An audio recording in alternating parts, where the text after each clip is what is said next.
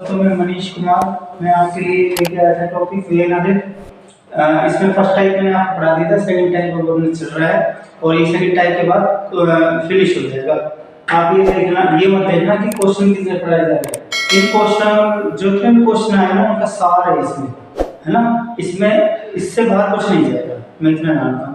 और मेरे पहले इंस्टीट्यूट था अलवर, वहाँ मैं पढ़ाता था और अब भी है। अब मैं क्लास लेने जाता हूँ, लेकिन तो मैं ये सोच रहा रामानुजन क्लासेस के नाम से मेरी कोचिंग थी और मैं आपके सामने पढ़ा रहा हूँ। मैं ये कहता हूँ कि इससे बाहर नहीं जाएगा, कोई रीजनिंग के टॉपिक से कोई क्वेश्चन बाहर नहीं जाएगा। अगर जाता है तो आप किसी को सजेस्ट मत करना मेरे लिए। ये देखिए, सबसे पहले ये है भारतीय। भारतीय में कौन कौन बैठे हैं? C D A B. ये गोला है किसका? वैज्ञानिक का। इसमें बैठे हैं ई डी ए एफ। और ये गोला है राजनीतिज्ञ का, इसमें बैठे हैं बी ए एफ जी। ठीक है। अब देखिए क्वेश्चन हमारा ऐसे आता है, ऐसे व्यक्ति ज्ञात करो जो केवल भारतीय हैं। अगर केवल लगा है ना, ध्यान देना इसको, केवल जो केवल भारतीय हैं। तो अगर भारतीय देखो तो भारतीय में सी क्या आएगा? सी जो केवल भारतीय। अब देखो ये भारतीय भी तो आ गया, फिर वैज्ञानिक से छूट गया और राजनीतिज्ञ से भी छूट गया। इसका मतलब केवल अकेले सी होता है, तो इसका आंसर क्या आ गया? सी। ठीक है। अब इसके बाद क्वेश्चन नंबर 7 देखो, ऐसा कौन व्यक्ति है जो तीनों विशेषताएं रखता है? ऐसा कौन व्यक्ति है जो तीनों विशेषताएं रखता है? तो तीनों विशेषता का मतलब है जो इन तीनों छोटे छोटे ग्राफ बना रखे हैं, इन तीनों ग्राफों में कॉमन आए। कॉमन क्या है? ये देखो, इसमें भी आ गया भारतीय, ये वैज्ञानिक में भी आ गया, ये देखो आ गया, और ये राजनीतिज्ञ में भी आ गया, तीनों में आ गया। तो इसका आंसर क्या हो जाएगा अपना? ए हो गया। अब देखिए क्वेश्चन नंबर 3 देखिए। अच्छा एक बात बताओ, मैंने ये क्वेश्चन करवाया था, ऐसा व्यक्ति ज्ञात करो जो केवल भारतीय है। तो आपने आंसर दिया सी, है ना। अगर अपन इसमें ये पूछ रहे थे ऐसे व्यक्ति ज्ञात करो जो केवल वैज्ञानिक है, तो आंसर क्या रहता? ई। ऐसा व्यक्ति ज्ञात करो जो सिर्फ केवल राजनीतिज्ञ है, तो क्या रहता? जी। ठीक है। ऐसा कौन व्यक्ति है जो तीनों विशेषताएं रखता है? ये हो गया। ऐसा व्यक्ति ज्ञात करो, ऐसा कौन व्यक्ति है जो आई में एस है? आई कौन सा है? ये। ठीक है। और एस कौन सा है? ये। ठीक है। जो आई और एस दोनों हैं, पर क्या मिलाना चाहिए? पर पी नहीं, फिर राजनीति कैसे छुट जाए, है ना। तो देखो ये भारतीय हो गया, ये वैज्ञानिक हो गया, देखना ये भारतीय हो गया, ये वैज्ञानिक हो गया।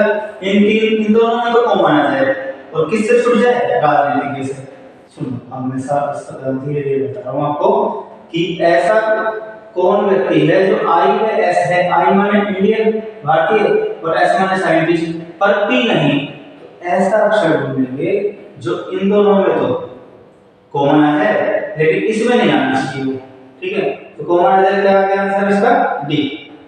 देखो इन दोनों में कॉमन है, लेकिन इससे छूट गया राजनीतिज्ञ से, राजनीतिज्ञ से छोड़ना था पॉलिटिशियन से। ठीक है। तो इसका आंसर क्या आ गया? डी। इसका आंसर आ गया भैया डी। प्यारे बच्चों, मेहनत करनी बेकार नहीं जाती। ये मत सोचना कि पेपर आउट हो रहे हैं, ये हो रहा है, वो हो रहा है, होने दो, आप अपनी मेहनत करो। ठीक है। ऐसा कौन व्यक्ति है जो आई में पी है? आई माने इंडियन, ये आई भी होना चाहिए, और कौन सा होना चाहिए? पी। आई और पी है, पर वैज्ञानिक नहीं है। आई में इसका मतलब आई में भी कॉमन है और राजनीतिज्ञ में भी कॉमन है, पी में, और वैज्ञानिक से छूट जाए, तो क्या आएगा आंसर? बी। देखो शांति से, ये जो बी है ना, ये इसमें भी आना चाहिए और ये इसमें आना चाहिए, दोनों में कॉमन होना चाहिए, लेकिन किससे छूट जाना चाहिए? क्वेश्चन कौन सा था? ऐसा कौन व्यक्ति जो आई और पी है, यानी आई और पी में तो कॉमन है, डी हो गया, और किससे छूट गया? वैज्ञानिक से। तो इसका आंसर क्या आ गया? बी। इसका आंसर क्या आ गया? बी। अब इस क्वेश्चन को देखिए, ऐसा कौन व्यक्ति है जो एस पर पी है, यानी कि एस माने साइंटिस्ट हो गया, और पी माने पॉलिटिशियन हो गया, लेकिन किससे छूट जाएगी, किससे छूट जाएगी, देखो इन दोनों को कॉमन आ रहा है, ये देखते हैं अपन कि ये f है, देखो ये f इसमें भी कॉमन आ गया और इसमें भी कॉमन आ गया, लेकिन भारतीय से छूट जाए, भारतीय नहीं है, ठीक है। तो ये आपके क्वेश्चन हो गए। अब दूसरा मैंने ग्राफ बना रखा है, इसको आप देखिए, ये वृत्त बनाया हुआ है, वृत्त में बैठे 9 5 4 और 10, ठीक है।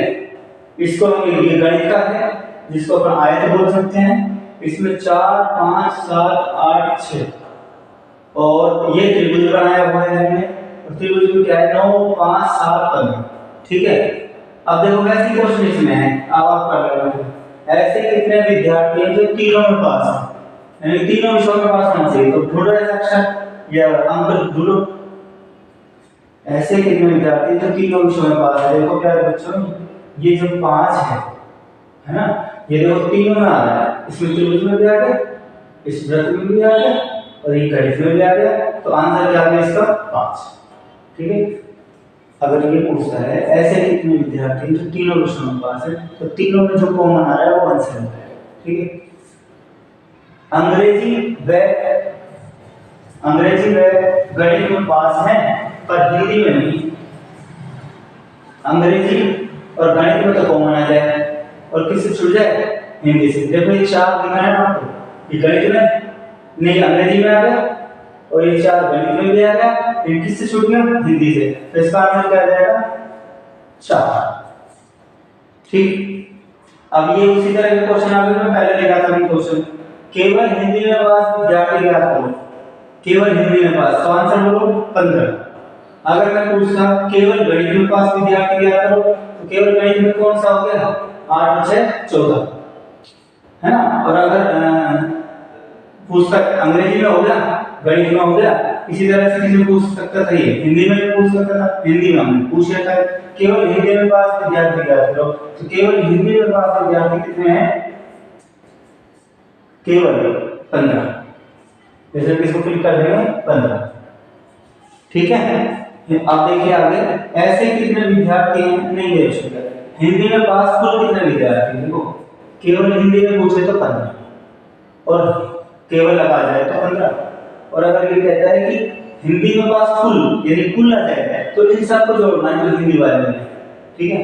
15 और 5 20 और 22 22 और 5 27 27 और ये कितना हो गया 36, ठीक है। तो आंसर क्या है इसका 36, ठीक है भाई। अगला प्रश्न खुद ही करेगा, ऐसे कितने विद्यार्थी हैं जो अंग्रेजी में हिंदी में पास हैं पर गणित में नहीं, पर गणित में नहीं, तो अंग्रेजी हिंदी में पास होना चाहिए, गणित में नहीं होना चाहिए।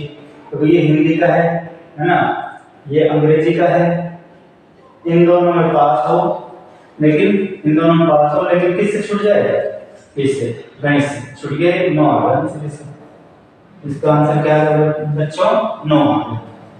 अब इसके बाद देखिए क्वेश्चन नंबर 6, केवल गणित में पास विद्यार्थी ज्ञात करो, तो केवल आ रहा है, क्या करेंगे इन दोनों को जोड़ देंगे, 6 और 8 14, और अगर ये पूछता गणित में पास कुल विद्यार्थी बताओ, तो हमको कैसे जोड़ना पड़ता, 4 + 5 + 7 + 6 + 8, ठीक है। तो ये आपके क्वेश्चन हो गए। एक क्वेश्चन और बच रहा है, जिसके बाद कोई सा भी क्वेश्चन दे आप उसको कर जाओगे। मैं इस ग्राफ को मिटा रहा हूं और दूसरा ग्राफ बना रहा हूं।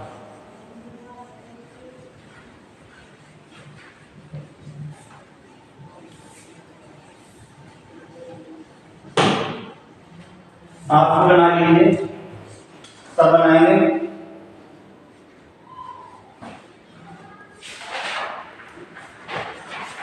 ये देखिए एक अपन बना लेते हैं, एक अपन बना लेते हैं, एक अपन ये बना लेते हैं, ठीक है। इसमें M है, O है, T है, Q R N N L ओ हो गया। ये जो है त्रिभुज, इसको क्या कहेंगे? सृजनात्मक लोग। कैसे लोग? सृजनात्मक। सृजनात्मक है। इसमें जो भी बैठे हैं, इसमें जो बैठे हैं वो सुस्त है, वो कुछ नहीं कर सकते, सुस्त। तो क्या है? सुस्त। और इसमें जो बैठे हैं वो क्या हो गया? बुद्धिमान। क्या हो गया? बुद्धिमान। ठीक है। आपके पास दिल्ली पुलिस की, राजस्थान पुलिस की जो भी बुक है उसमें देना है कि इस तरह के क्वेश्चन करके देखना, आपको लगेगा कि वास्तव में क्वेश्चन बाहर नहीं आ रहा है इससे। ठीक है। अब देखो इसमें सबसे पहले इस त्रिभुज में जो बैठे हैं, कौन कौन बैठा है? ओ पी क्यू एल, ये सृजनात्मक लोग हैं, यानी कि ये आगे भी सोचते हैं। और इसमें जो बैठे हैं वो कौन बैठे हैं? सुस्त में पी क्यू आर एन, वो क्या करेंगे? सुस्त हो जाएंगे। और बुद्धिमान में कौन कौन बैठे हैं? M O P R. मैं अगर केवल बुद्धिमान है तो एम है, ठीक। केवल सृजनात्मक है तो एल है, ठीक है। हाँ, और केवल सुस्त है तो एन है। ये कितने क्वेश्चन कर देना। कौन व्यक्ति देखो जैसे क्वेश्चन नंबर इसमें 1 है, बताना कौन व्यक्ति, देखो दुनिया भर के सवाल बना दिए, चीजें ले लिए। कौन व्यक्ति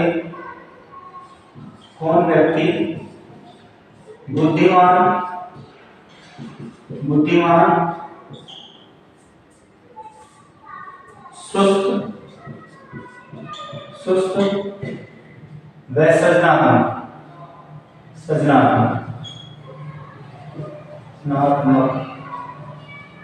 है, ठीक है। कौन व्यक्ति बुद्धिमान, सुस्त व सृजनात्मक है, अर्थात इन तीनों में जो कॉमन आएगा ना, इनको क्या कहते हैं अपन? अक्षर।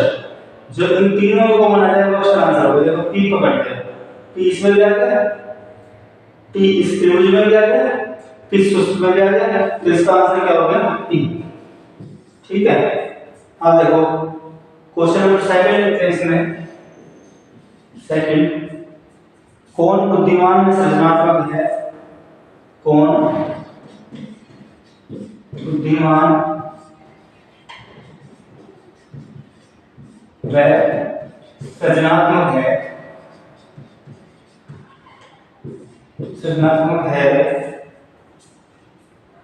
कौन बुद्धिमान व एक आकर बुद्धिमान सुस्त व्यक्ति है, वह सुस्त व्यक्ति है। देखिए प्यारे बच्चों, कौन बुद्धिमान व सुस्त व्यक्ति है, यानी कि ऐसा अपन ढूंढ लेंगे इसमें जो बुद्धिमान और सुस्त दोनों तो कॉमन है ना। लेकिन अगर वो सृजनात्मक में भी आता है तो कोई दिक्कत नहीं है, क्योंकि इसमें ये नहीं कहा कि सृजनात्मक नहीं है। तो देखो अपन कैसे करते हैं, जो दोनों में कॉमन आ जाए। ये पी है, ये बुद्धिमान में आ गया, ये पी है, ये सुस्त में आ गया, ठीक है। अब अगर ये इन दोनों तो कॉमन आ गए, लेकिन ये अगर सृजनात्मक में बैठा है तो कोई दिक्कत नहीं है, आंसर का मतलब पी व आर, ठीक है। आर भी ऐसे देखो, इन दोनों में कॉमन आ जाए, इसमें आ गया और सब इसमें आ गया कॉमन। लेकिन सृजनात्मक से नहीं, सृजनात्मक उसमें तो आता, सृजनात्मक नहीं है। इसमें सृजनात्मक के बारे में कुछ नहीं कहा, तो सृजनात्मक में अगर ये पी और आर आते हैं तो कोई दिक्कत नहीं है। जैसे पी आ रहा है तो कोई गलत नहीं है ना, पी व आर। क्वेश्चन नंबर 3 देखिए। क्वेश्चन नंबर 3 आप करते रहिए साथ साथ। क्वेश्चन नंबर 3, कौन बुद्धिमान व सृजनात्मक व्यक्ति है और सुस्त नहीं? कौन, आप देखो इसमें नहीं आ रहा, कौन बुद्धिमान